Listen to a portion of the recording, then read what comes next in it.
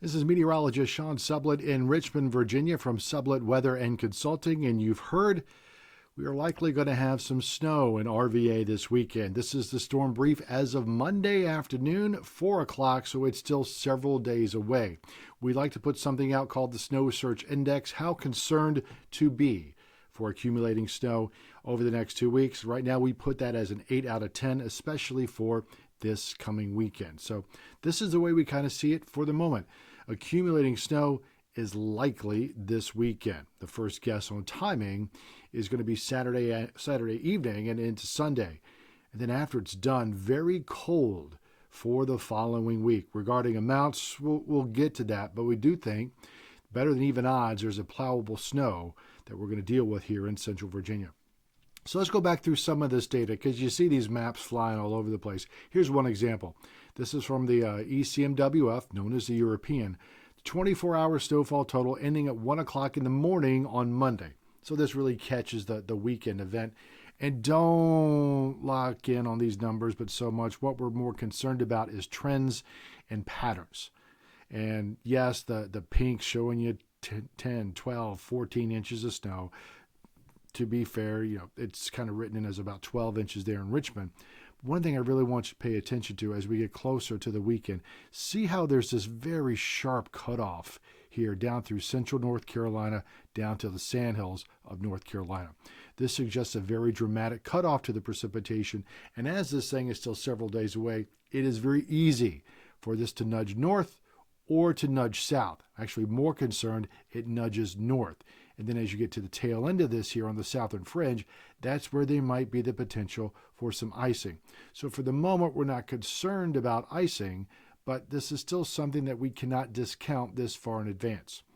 Now, regarding the actual amounts, you see the maps all over the place. I want to look at something different here. These are called the ensembles. So you heard the ECMWF and the GFS. Well, there's not just one version of these. There are multiple versions of these with multiple permutations, and they all get run. And when you see the results on these, if they all kind of match up, that gives you better confidence on what the outcome is going to be. And in this case, we go forward in time from left to right. And in this stuff here all catches your eye, the blues, the pinks, the magentas, and this little kind of bell curve here.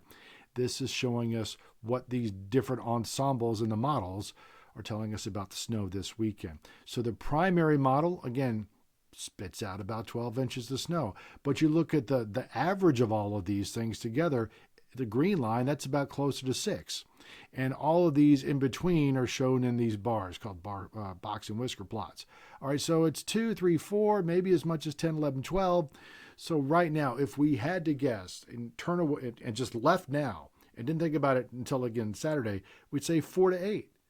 But you have to expect that number to nudge one way or the other as we get closer to the event. So ballpark right now, 4 to 8 is a place to start, but do expect that to change. The GFS pretty much tells the same story. It goes from left to right, forward in time. Again, here are the little box and whisker plots. You see the green one there showing the average. That's up around 7 or 8.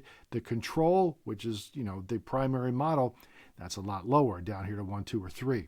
So this is why we have all these numbers flying around out there. What we're looking at is to narrow down the range of possibilities of where this thing might end up. Again, so 4 to 8 is a good ballpark starting point. Not to be forgotten, after this is going to be cold. We go back to the ECMWF. We look at the ensembles. This is the average of all these ensembles, the high and low temperatures over the next 2 weeks. Again, so Monday is today, 43, and then you see 30s, 40s for the rest of the week. And then, starting Sunday and next week, highs in the 20s or lower 30s, not really getting much above freezing or dramatically above freezing for several days afterwards. And then these nights, 13, 16, 13, 8, 17, 15. Reminder, don't take these as gospel, but this gives you an idea of what we're going to be up against. I think these aren't out of the realm of possibility. Mid-teens, 20s, probably a good idea, but it's not going to take that much if everything comes together just right for us to go down to single digits for a couple of nights. So the big the big take-home messages this Monday afternoon. Accumulating snow is likely this weekend. A plowable snow is likely this weekend. The first guess on timing is Saturday evening and throughout Sunday, and then very cold in the week that follows. This is not going to be a big warm-up where everything melts. Stuff is probably going to stick around a while. 4 to 8 is the ballpark first guess, but you've really got to expect that to be nudged one way or the other, because this thing is still several days away. That's the Richmond Storm Brief for this Monday afternoon. I'm meteorologist Sean Sublett. Stay warm, stay safe.